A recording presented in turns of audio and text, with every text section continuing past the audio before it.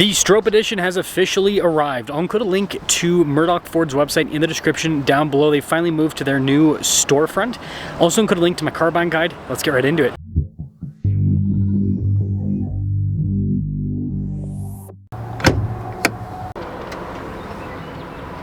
Under the hood is a turbo 2.7 liter V6 that goes through a 10-speed, fuel economy 17 around town, 18 on the highway, with power outputs being 330 horsepower and 415 pound-feet of torque.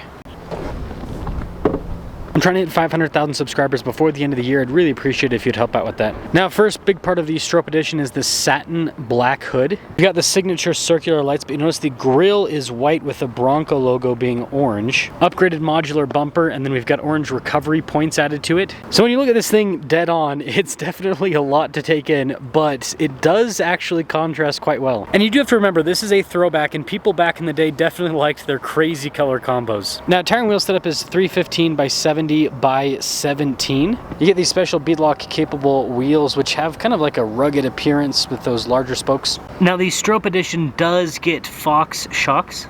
And then you notice around the side here, the two-tone continues with the white and the orange. This leads to the Stroppe Edition decal on the side. This has the side step rock rail setup that's on the Bronco Raptor, and there's a Bronco logo out back. Taking a few steps back, we can now see the next color, which is blue for the hardtop. The thing I find interesting about the blue is it has a lot of metallic flake, whereas the white and the orange are flat. So it definitely creates a cool contrast, not just with the coloration, but also with the finish. And speaking of finish, we've got more satin black here on the rear tailgate. And in normal Bronco fashion, we also have a full-size spare. I wasn't expecting this, but the whole tailgate is actually satin black. And I was just about to show you guys the interior, but you can see this little Sasquatch decal here above the rear bumper. And so that ties in everything for the exterior so far. My wife is not a car person whatsoever. I showed her a picture of this and she actually thought it was really cool. So I think that's a win for the Stroppe Edition. Let's check out the interior.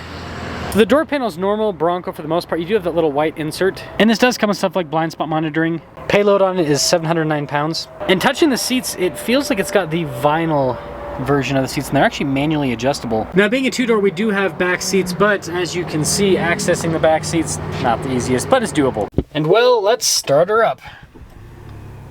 So taking a look at the steering wheel, it looks like that's pretty much unchanged. Same thing with the full digital gauge cluster. Now, a lot of people have been calling this a replacement for the Wild Track, but this actually has a stabilizer bar disconnect as well as the front and rear diff locks and trail turn assist.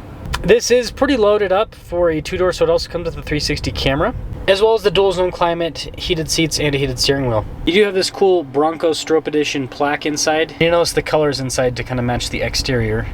And then the goat mode select, I guess this kind of matches the exterior coloration a little bit, but this has the part-time four-wheel drive system with four-wheel auto. And I do like the colored stitching throughout, makes things pop a little bit. Rounding things off, we do have 6 auxiliary switches up top, and then we do have the top insulation, and this one obviously is a hard top. Now this does come at a price, so you can see Stroppe Edition, and there's not really a lot that you can add to this. Everything's pretty much standard. $78,415 is the total MSRP. Let's sum things up. Bronco Stroppe Edition. Sorry, I gotta get my gangster lean in order so you guys can have a decent view over the dash. So this is kind of like a replacement for the two-door Wild Track in a way, right? Because the Wild Track no longer exists. If you don't know, what they did is they combined the Wild Track and Badlands, which I think is genius, by the way, because a lot of people loved the shocks that the Wild Track has, the Fox shocks, and everyone wanted the stabilizer bar disconnect that the Badlands has. So it's like you kind of had to choose either or, but now, well, you get one vehicle and it has it all. And I think they've got one that has that package. I can't remember which one it is. It's one of those, one of the Badlands that they has the Fox shocks and everything. But anyways, this is kind of more to the Wild Tracks, I guess, because it's two-door, just a little bit more exciting in a lot of ways. And obviously the retro theme on the exterior. Now again, one big downside with the two-door is the fact that you get manual everything. Now this V6 in the two-door feels great. It's got plenty of torque. And, you know, they obviously re-gear the Sasquatches. It's like a 4.7 axle ratio, so that helps out quite a bit. Now, one downside with the two-door is the wheelbase.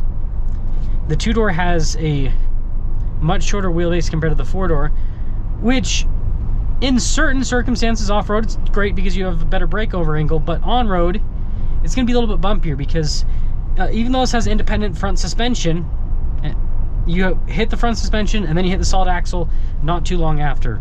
So it does make things feel a bit bumpier, it does jostle you around a little bit more, and you know, you're gonna have less stability with a shorter wheelbase versus a longer wheelbase. It's not bad by any means. It's just very noticeable.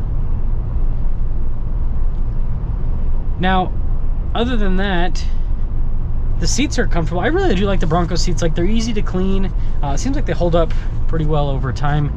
And I'm not like a leather snob. I actually like the vinyl seats more than the leather because they, I don't know, I think they feel nicer to the touch, and vinyl tends to just hold up better over a long period of time rather than leather that, you know, if you take care of leather properly, it can hold up well, but still it seems to just show wear and tear and everything a little bit more than vinyl.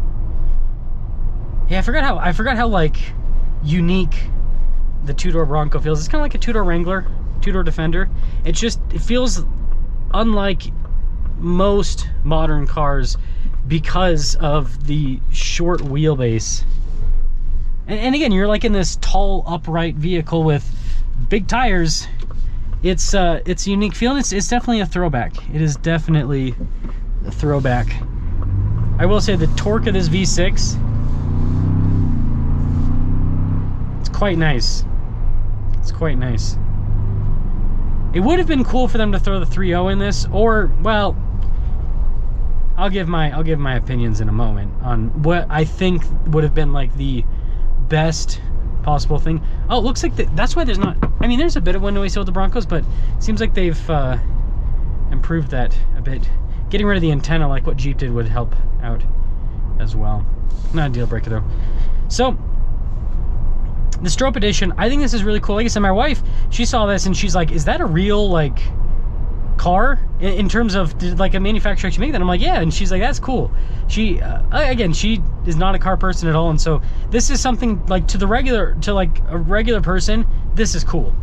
They don't know they don't know about the, you know, most people don't know about the Bronco lineup. Like, they know Broncos exist, but they don't, like, if you ask the average person the difference between a Badlands and a Wildtrak, they won't be able to tell you, right?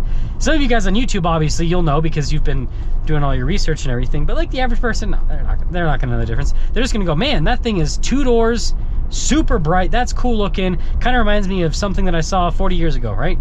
That'll be the average kind of take on this car. Now, my take as someone who reviews cars, I think the exterior styling is really cool. I think the interior is cool. I do think there's 2 things that are going to go against this. So first off, people have been asking Ford to put the 5.0 V8 at least, and you know, some people like myself think that Ford should also do like an R version of the Bronco Raptor with the 5.2 supercharged, but at least the 5.0, they've already done, they already have all the equipment prepared, because you have the Bronco DR, which is it's not street legal, but that has the 5.0 V8 in it. So Ford needs to put the 5.0, and this would have been the perfect use case, right? Because this is a special edition vehicle, it's limited, right? They're not going to build that many of them, so I don't think this would affect Ford's whole emissions rating that much. This would have been the perfect chance to do the 5.0 V8. And I mean, you know, we usually don't talk about politics on the channel, but we all know that a lot of, you know, Trump's rolled back a lot of stuff during his presidency with emissions and everything. Well, that's not accurate, but you guys get the point. He's rolled back things. That's why Dodge is able to bring back the V8, for example, in the Ram 1500. So Ford could have done that. I think this would have been the perfect like case for that. And then the next thing is Ford just decreased if you guys haven't seen the video, Ford decreased the price on Bronco Raptors by like $10,000. So you can now get a base Bronco Raptor for like 80 grand.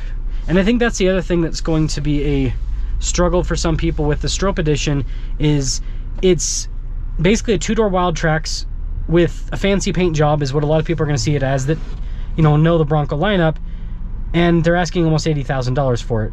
So a lot of people are going to go, well, I'd rather get a base Bronco Raptor, because you get pretty much all the same features, and you get the wide body and a 4-door, and you get the better shocks, and you get 37s.